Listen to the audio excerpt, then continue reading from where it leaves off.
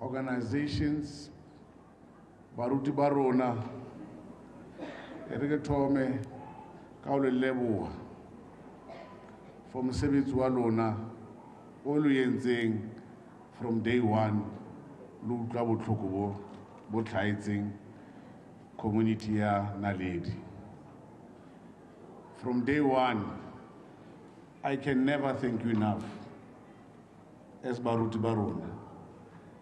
Everywhere I go, where there's a loss of life, where there's pain endured by families and the community, they are always the first to be present and always the last to leave those families. We can never thank you enough for the work we are doing. Our schools, the Department of Education, is nothing really without the prayers and the support we always receive from our pastors, from the churches, and from all those NGOs who remind us that Mudimu hauna more kayanting without tejo ya Mudimu. Ke a leboha for mosebetsi wa lona baruti ba rona. Ke boye ke acknowledge the political party kaofela tse di buileng mo. Nengare ho hlakana ha batho ba batsho is not something impossible. It's quite unfortunate that pain brings us together. All of you who've come here have spoken one message and one message only, that you are sharing the pain of the families and the community of Naledi, and you want something to be done, all of you.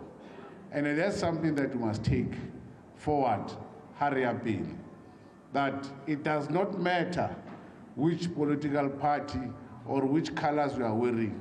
Pain is always one, and no one is immune from pain.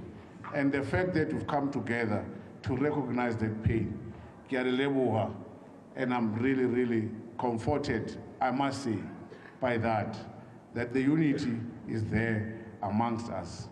It's unfortunate, as I repeat, that it was brought through by the pain of this. As I recognized all of you, Kamufuta political parties that are present here. The different representatives of the school governing bodies, the SGBs that are here, the leadership of the schools of Banabarona, Batsongosona, all the primary schools, and the learners that were present here. I've heard you, District Director. Indeed, we are living in an abnormal society where instead of our children burying us, we are burying our children over and over again. Time and again, parents are burying their kids. It's a really, really difficult moment that we are living in as a society, as a country. The unions, teachers,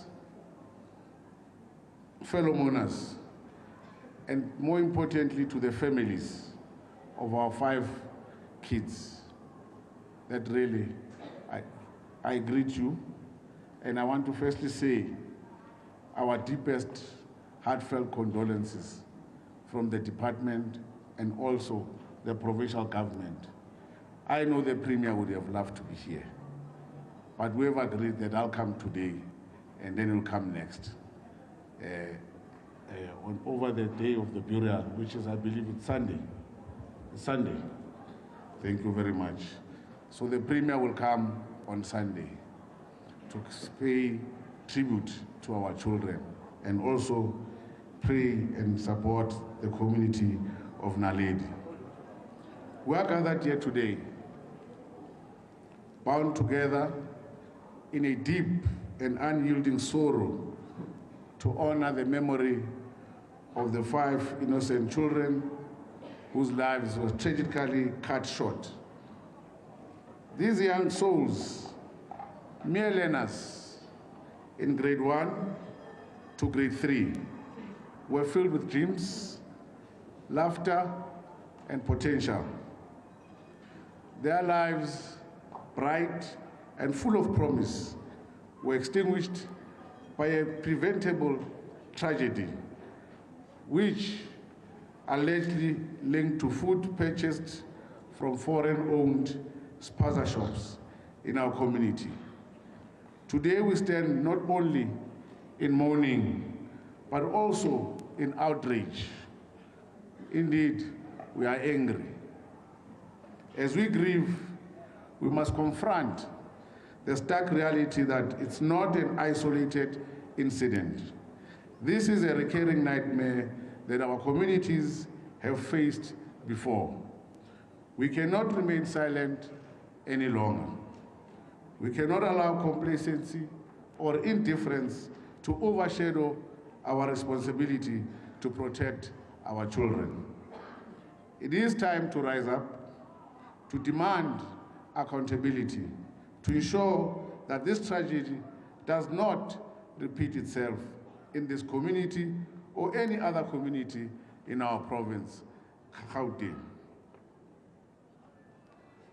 Baruti always preached to us as they quote Proverbs 31, verse 8. It says, "Speak up for those who cannot speak for themselves. Ensure justice for those being crushed."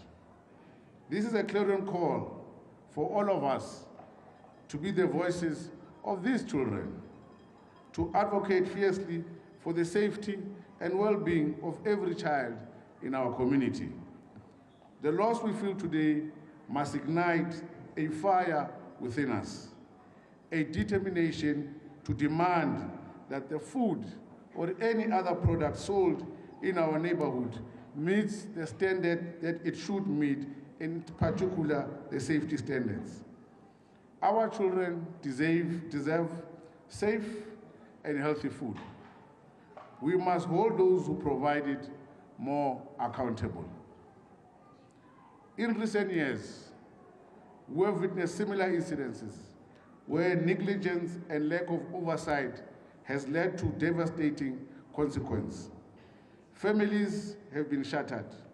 Communities have been left to pick up the pieces, grappling with the aftermath of preventable tragedies.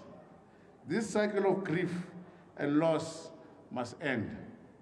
We cannot remain silent any longer. Our silence only serves to perpetuate a culture of complacency that prioritizes profit, the safety, and not the safety of the children or our communities as a whole. Complacency breeds indifference, and indifference can be deadly. When we turn a blind eye to the problems in our community, when we accept substandards and inadequate regulations, we are effectively putting our children at risk. We must recognize that every child is our collective responsibility. It is our duty to speak up against the injustice that put them in harm's way. We cannot afford to be passive bystanders. We must be active participants in fostering a safer environment for our children. In this moment of grief, let us find strength to transform our sorrow into a rallying cry for change. We must ensure that our collective outrage translates into meaningful action. We cannot allow this tragedy to be yet another statistic, another story lost in the shadows of our community, where we owe it to the memory of these children, to their families, to our future generation, to demand that this never, ever happens again. Together, let's continue to stand firm, unwavering in our commitment to safeguarding our children's lives. Let us be the change makers, the advocates for justice, the guardians of a brighter and safer future for our children. Yes, indeed, we must continue to rise up and ensure that our children can thrive in an environment that protects and nurtures them, free from the fear of preventable harm. This is our responsibility, and it is a duty that we cannot take lightly.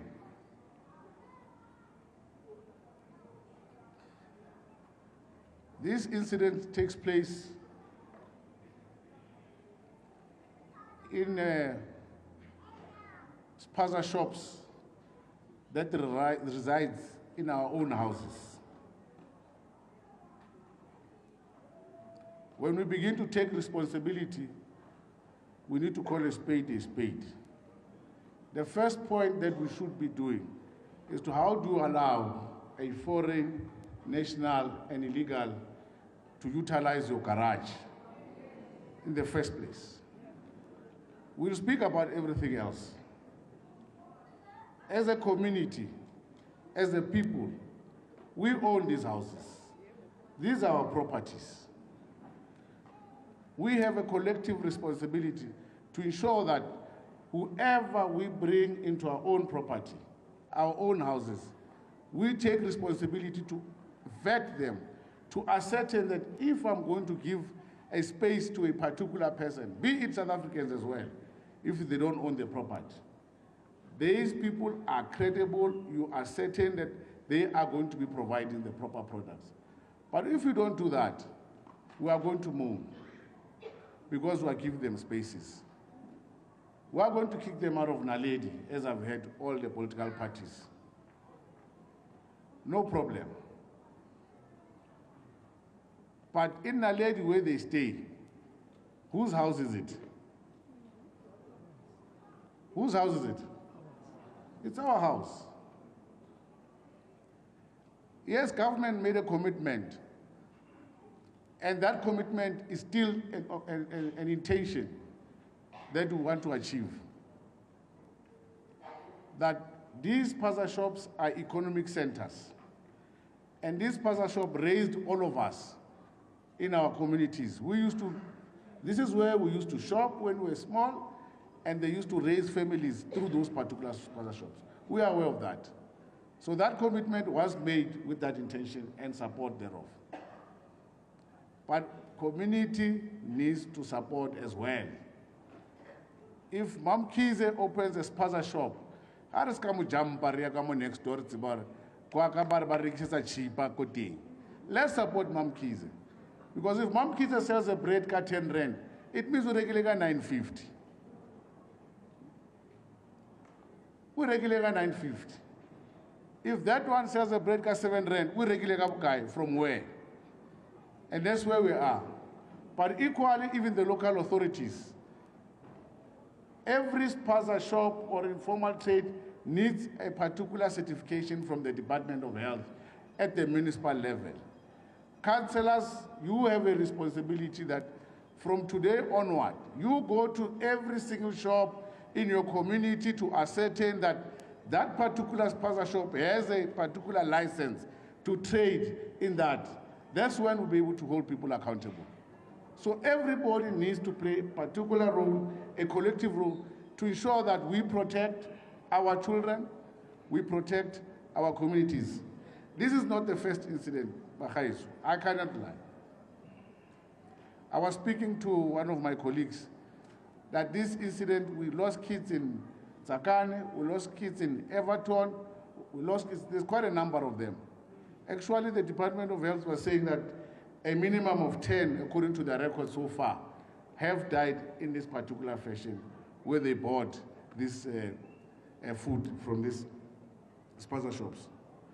So we must continue to engage local government, we must continue to engage business, and more importantly, we must continue to engage community leaders to really foster a culture of accountability and transparency. It is not enough to grieve. We must act together. We can create a community where every parent can send their child to school and allow them to play freely without fear of harm. We must ensure that no other family experiences the anguish of these 5 families endure today. Today we mourn deeply, but tomorrow let us rise as advocates, as protectors, and let us remember the laughter, the dreams, and the hopes of our children, Monica Sitache, Zintle Basilela, Njabulo Msimang, Karabo Rampo, and Isaho Mabote. Let us always remember those names as we continue to protect our community. Tuluna Banabaka, Robalanka Khotso. Your death can't be in vain. A child to a parent is a purpose. When we go, or when I go to parents, to families who have lost their children under difficult and unwarranted circumstances, it's always difficult for me. Because these parents and families, when they saw their children, it's a purpose.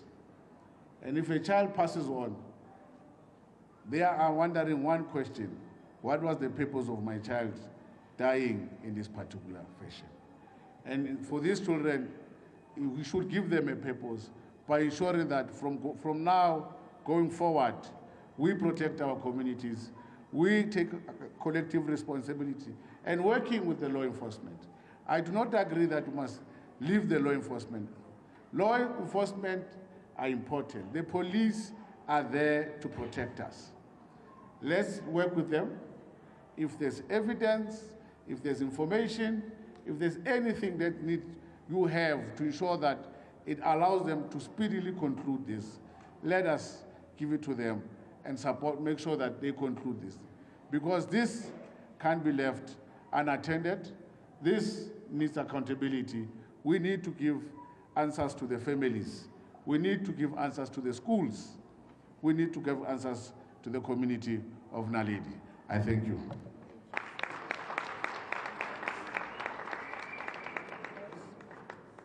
Thank you very much, Honorable MEC. Kana kuya ona jwale re tlo re papa ke tlo bitsa Pastor Gordon Ram